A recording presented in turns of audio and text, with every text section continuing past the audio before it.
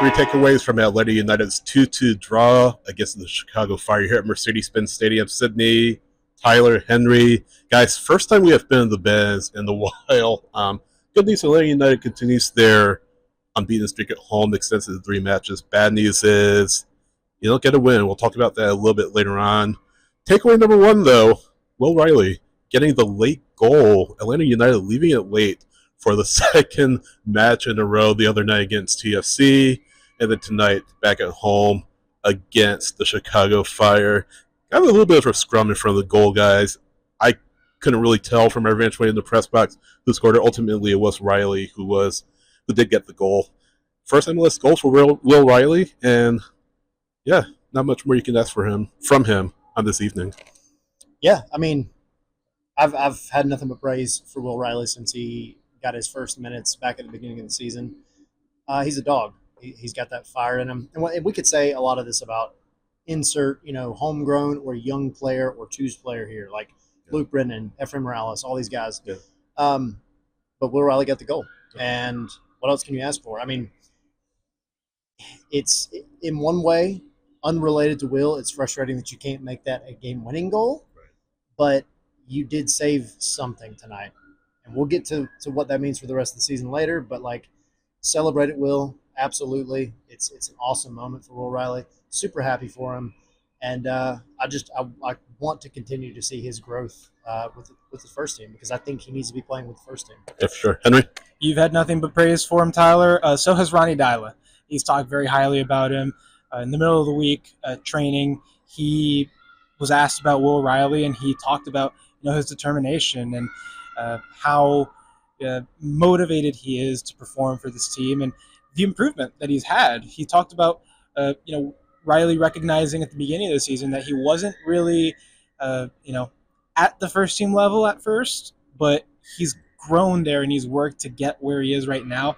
And I would say he's bringing some serious arguments here to be in consideration for those first team spots. And this goal is further proof of that. And I hope that motivates him to keep going, to keep pushing, to doing the things that he does. When he entered the game, I feel like he just brightened the midfield up, just really helped improve the mobility of this team, and it felt more secure in the middle. I think that's very important. And so if you're building around this kind of homegrown core that you have right now, Will Reilly is going to be a very important part of that. And we can talk about, you mentioned Tyler, the younger players. Throw Brennan into that mix. Throw Hibbert, who started against TFC, into that mix. Certainly Efrain Morales, who has started several matches in a row at center back. So you have a laundry list of players, young players who have made their stamp on Atlanta United's first team, and hopefully that continues. We'll throw Jay Fortune in there. We saw him, after the match, getting along well, but it's also a long way to go injury-wise. But hopefully back stronger than ever in 2026. Another young player that has really put a stamp on Atlanta United's first team.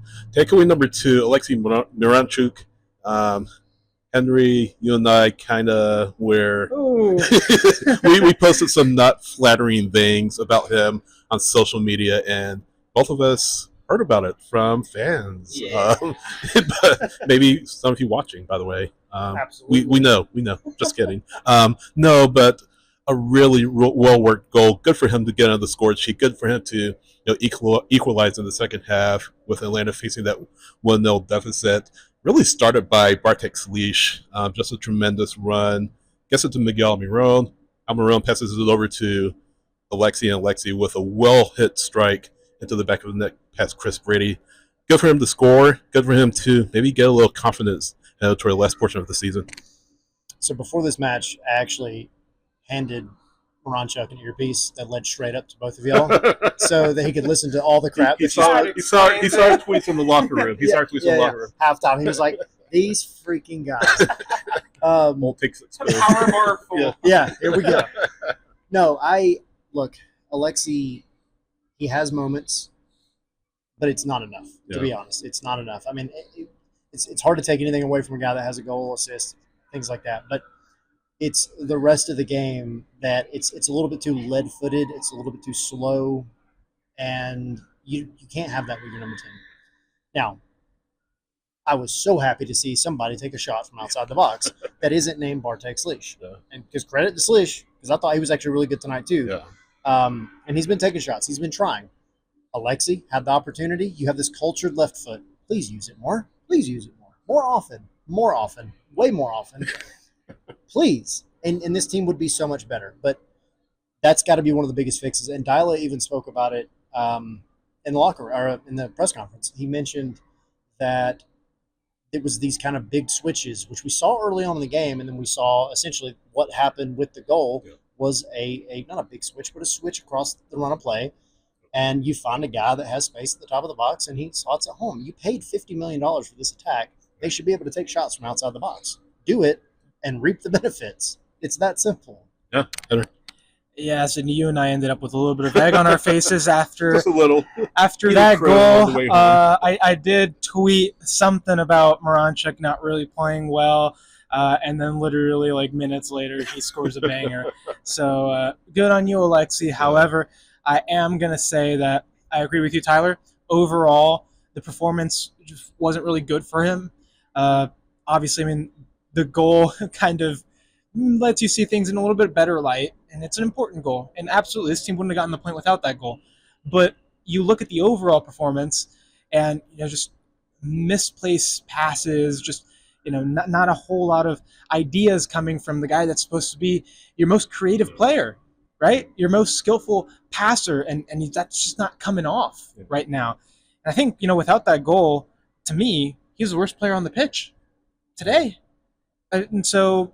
I think he has a long way to go still to prove that he can be the guy. Right now, I'm not exactly convinced, but congratulations to him for the goal, and hopefully, maybe by me criticizing him a little bit more right now, that inspires him for Saturday. We're going to certainly need him to be yeah. Well, he certainly is going to need to be up to snuff for that game. No, and just to kind of tag off of that, I'm sure all the three of us wanted to see from Alexi, and all the fans wanted to see from him is consistency. Yes, he's had his moments. Yes, he's had, times when he's been the best player on the pitch. Tonight was not that night. He does score a really classy goal, but the balance of his work wasn't good enough. Right. I think he'll agree to that. I think Ronnie Dyler will agree to that. We just need to see consistency. We just need to see him string multiple matches together where he's doing things like he did this evening. Final takeaway, yes, Atlanta United again, battle back for a point, leave it late, get a point on the standings, but it's not enough, guys. Atlanta United, plain and simply, wins the rest of the way. You have 2 more matches coming up here at home before you go back on the road, and starting on Saturday, a derby against Charlotte FC. They'll be bringing their fans down, I-85, making the trip to Atlanta for this one.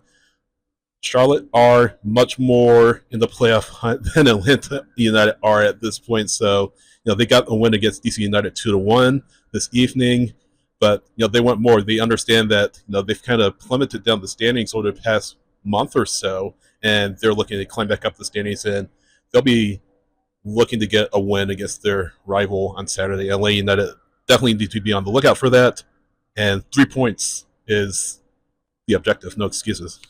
Yeah, it's 3 points or bust.